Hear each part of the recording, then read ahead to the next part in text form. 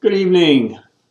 Welcome to another edition of the ShadowTrader Video Weekly for Sunday, November 18th, 2018. I hate to say it, but once again, the H has struck. What does the H stand for? Hell for short sellers, as I always say. Hell for shorts, because you always think it's going to break down, and then it doesn't. So those of you that trade the markets actively, I think you know exactly what I mean. That's the situation that we're in. And more importantly, we're also in a very, very large inverted head and shoulders, correct? So there's the head and there's the shoulders. There's the head down here, here's the left shoulder, here's right shoulder. So the big question, of course, on everybody's mind is what will happen now with the markets? Will we, take this neckline here and fall back down below the neckline? Or will we move up here?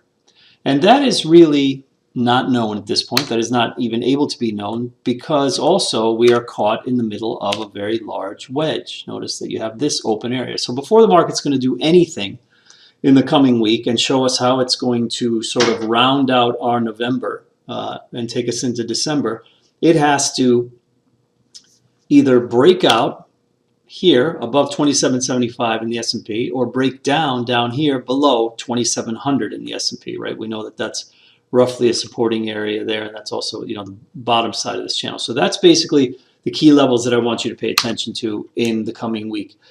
The other majors basically look the same. I'm focusing on the same wedge here in the NDX. Notice that the space here is a little bit larger. So it's actually got more room to run before it gets to either side. That's really basically just because we had a very tight range on Friday. And I also think this is really kind of pointing to the bear case. I tend to think the NDX leads. I think tech leads. And notice that this trend line here is still not broken.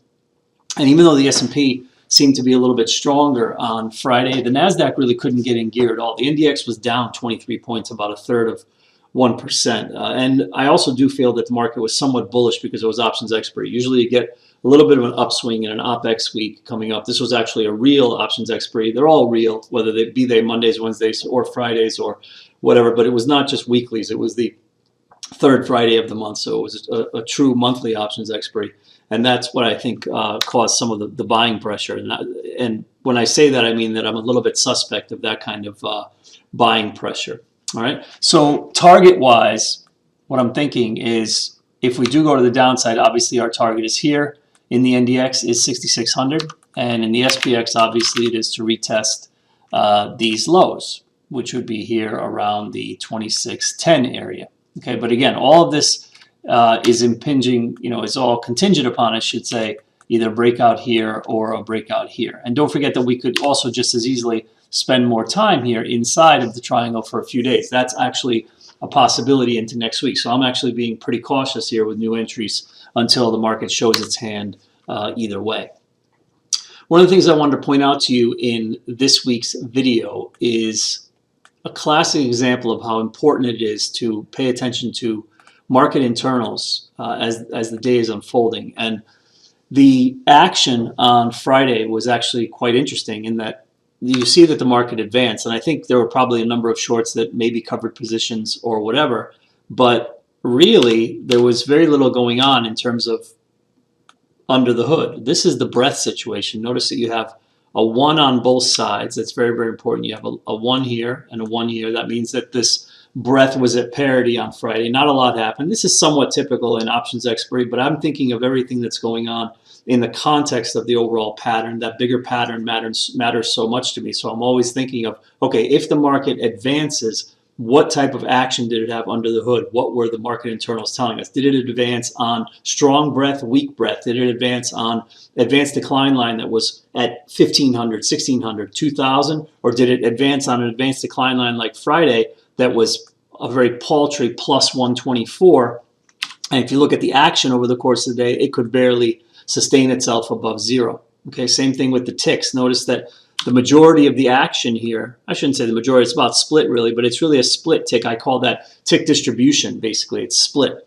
And tick distribution is most easily measured by these little triangles here, and it's such a simple, stupid thing, but it really works. It's just basically telling you if the 15-minute bar closed above the zero line, you get a green triangle. And if the 15-minute bar is closed below the zero line, you get a red triangle. And it really does matter. I mean, you think it's a very simple thing, but it really tells you over the course of a day what kind of day you're having. If you see nothing but green triangles, that means that the tick is probably spending a lot of time above zero, and it's a positive day, and you want to have more of a go with mentality. Go with means that you're buying pullbacks and you're going with the trend.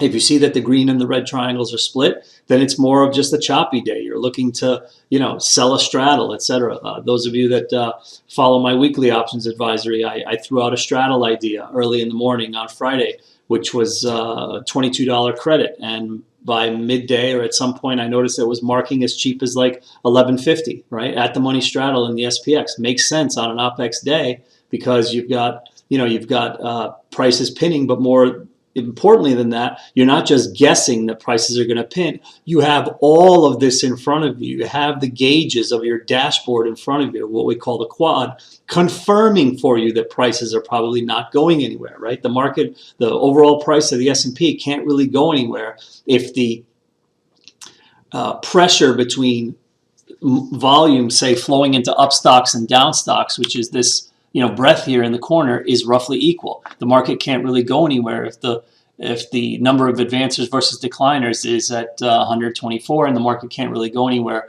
if the same amount of ticks are happening above the zero line as below. So all these things are very, very important to keep in mind. These are the things that I watch every single day, and this is also the core of the ShadowTrader methodology, so to speak, that we teach every day in our ShadowTrader Squawk Box. If you haven't listened to that in some time, I suggest you tune in. If you're new to these videos, if you have a live and funded account with TD Ameritrade, download the thinkorswim platform, and then you can follow along with our Squawk Box for free every single day. Okay, let me show you a couple of ideas here that you may want to look at depending on which direction we go. And I say that's very dependent on which direction we go because obviously we don't know yet if the SPX is going to resolve on the upside or the downside. But let's just say that it's on the upside. I want to point out two stocks. Tesla, which is a stock that I hate. I honestly never make money trading this stock. I tend to just kind of leave it alone. But I shouldn't say never. I've had some good trades in the stock, but then I've also gotten burned in the stock before just on news where it just does weird stuff. But notice that it is really bucking the trend here. They had their report here, and since then it's just been this bullish flag. And even with the recent selling in the S&P, the stock has held up so well. So more than likely it's going to come up here to this prior resistance point, probably going to move up to here and possibly even up into here to the 400. Now, obviously the market resolving to the upside would help this a lot. If the market starts to resolve to the downside, you probably don't want to get involved in a bullish trade like that. But that's just a pattern that I've noticed that may be of interest to you. Another one would be Twitter. Same thing. I'm just noticing this sort of rounded bottom here, which resulted in this breakout up here. There is still this very large gap above us in Twitter, which needs to fill. And if the market resolves to the upside, it seems to me like we want to lift slowly, at least up to that 38, and then you have another trade up in here, up into that 44. So that's a possibility as well with the Twitter. Now on the downside, if we are to resolve on the downside, my two best bets for the downside are stocks that you definitely heard of. They're stocks I talk about all the time, and they're Amazon and Google. Very simply because Amazon, I think, is acting very relatively weak. It's also showing a lot of relative weakness on days that the market is down. Generally, when the market is down, say 1% or whatever, I'm noticing that Amazon is having a very bad days lately, and it's going down 2%, 3%, 4%. It's just getting hammered. So if the market resolves to the downside, I think you're going to see a big downswing in Amazon. Amazon actually has quite a ways to go before there is support of the next trend line, which I don't see until 1250, believe it or not. So we may actually just, dribble our way down there over time.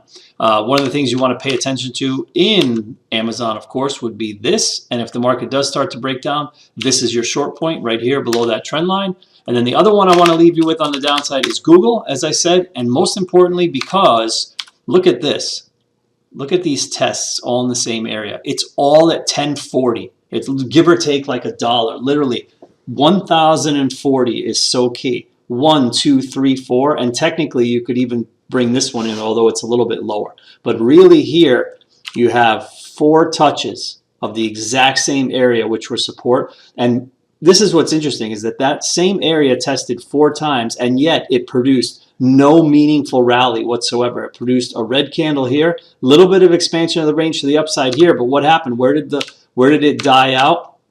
Right at the 20 period moving average. And then Friday, this kind of small inside day. So again, that's going to be a signal there at the 1040. And if so, Google is going to go to 1,000. All right, that's all I have for you guys this week. On behalf of myself and the entire ShadowTrader team here in beautiful Philadelphia, Pennsylvania, I wish you good trading and good night.